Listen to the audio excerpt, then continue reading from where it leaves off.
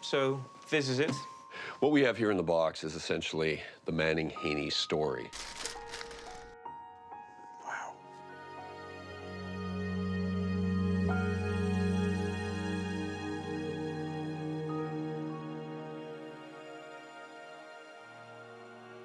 As a filmmaker, I've been fortunate to have produced many World War II documentaries.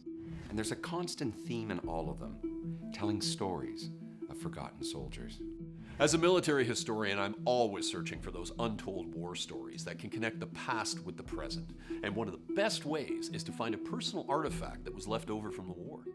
Dave and I have had the privilege of traveling around the world investigating battlefields, searching for lost artifacts, especially ones with a name or a number etched on them.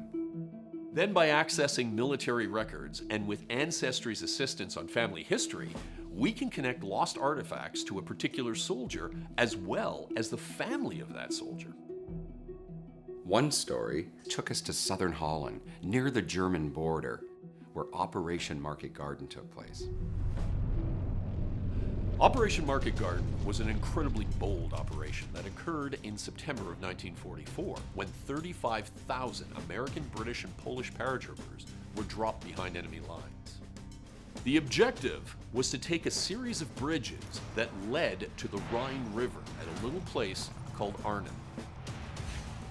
Once the bridges were secured, the Allies would send in the ground forces, making their way into Germany, hoping to end the war by Christmas in 1944. It was a very ambitious operation, but it didn't go as planned. The ground forces succeeded in getting about 90% of their objectives, but they didn't get the final bridge at Arnhem. That proved to be a bridge too far.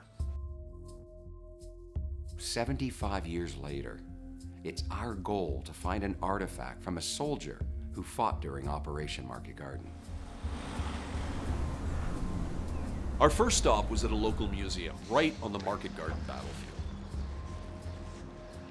Here, we met the curator. This is your main collection here. It is. This is our permanent exhibition. Who gave us a quick tour of the museum, showing us many different artifacts from the fighting during Operation Market Garden.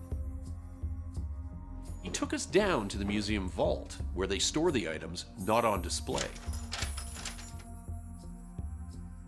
This is a collection we got about a year ago from America. From America? He revealed a scrapbook compiled by a woman named Florence Haney, whose son Manning fought with the 101st Airborne. This is one of the earlier pictures of him.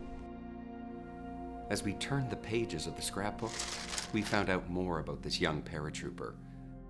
It was amazing to see everything from photos to letters to newspaper articles. Everything that Manning sent home to Florence, she pasted into the scrapbook. What touched me the most was a poem that she wrote to Manning, entitled 1,000 Times a Day. To me, you're everything in life. You're fine and strong. I pray, I'm proud of you, and I wish you well 1,000 times a day. The collection also included his Purple Heart, his uniform, and sadly, the telegram that was sent home to Florence in October 1944. Secretary of War desires me to express his deep regret that your son, Private First Class Manning J. Haney, was killed in action on 9 October in Holland. It was an extraordinary collection, but what was even more shocking was learning where it came from. The person who donated all the artifacts to us, he just said I picked it up in a suitcase at a rummage sale. Where was this rummage sale? Somewhere in the States? It was in America. It was actually found by someone just outside of Bend, Oregon. And that was lucky, because this collection could have been lost forever. We had to find out more about Manning Haney and hoped to find a descendant to show them this remarkable scrapbook and uniform. Digging deep into Ancestry's vast collection of family history records, we were able to get more information about Manning Haney's life. We found a 1930 census form showing Manning's family, including his father William and his mother Florence. We also discovered his draft registration card from 1942. Whether it was a clerical error or he did it on purpose, Manning spelled his name with only one N. He also gave his wrong birth date. He put it down as 1923, although he was actually born in 1924. It appears that, like many young men at the time, who were only 17, he lied about his age so he could go off to war. Luckily, we did find a relative, Jim Haney. He's a distant cousin to Manning through his father's side of the family. We had to bring Jim over to Europe and show him the collection. Good morning. I'm Wayne. Good morning, Jim. I'm Dave. Glad to meet you, Dave. Welcome to Nijmegen. Although a third cousin is a few steps removed from the immediate family, what these two had in common was uncanny. So you were a paratrooper Yes.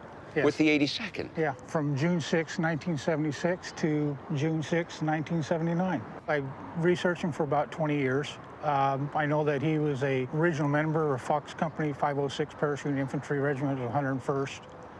He jumped in Normandy and survived D-Day, and he jumped in here at Holland. And I guess because you were both paratroopers, there must be some sort of bond there. Yes, it's a brotherhood. After you, sir. We then had to take Jim to the museum, and he had no idea about the scrapbook or the uniform we had found.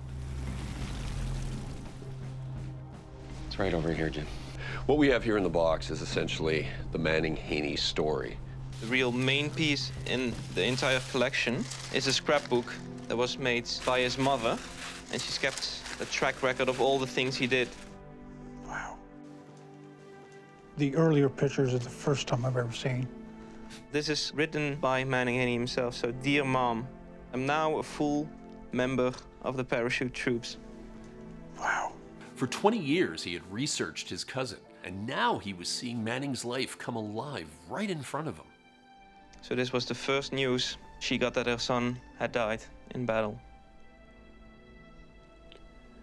You can imagine what she was thinking when she held that in her hands.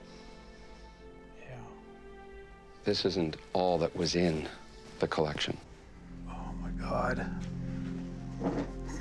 This was his uniform.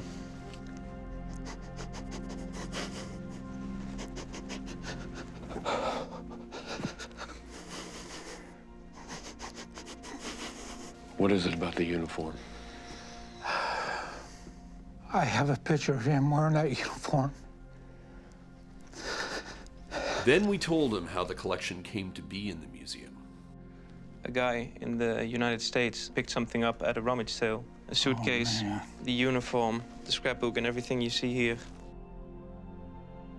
Then we had a surprise for Jim. We also brought over the man who found the collection, Bob Boyd, for Bend, Oregon. This is Bob Boyd. He's the one who found the collection and saved it. Bob Boyd from Oregon. Thank you, sir. Thank you. Oh, you're Once again, you could see the power of this collection. I thought this would be the good place for it. This is the perfect place for it. This is an heirloom to the family, and you saved it. It's like you're keeping Manning alive. Then Jim had a surprise for us. What I have done is taken a photograph and put them in this for you. And if you notice, that's that same uniform he's wearing. It was a powerful moment, but Jim wasn't done yet. In honor of Manning, I want to present you a 48 star flag. Thank you. Wow, Final piece to the puzzle. it's beautiful. It's like it was fate. It was brought together by one individual, one man that sacrificed his life for the liberation of Holland. There's only a few men I've ever looked up to in my life, and one was my dad. I found another hero. It's been 75 years since men and women like Manning Haney served in this war. Many of their stories, like this one, still remain untold. To honor our ancestors, we must discover their stories. And celebrate their grit, their tenacity, and above all, their humanity.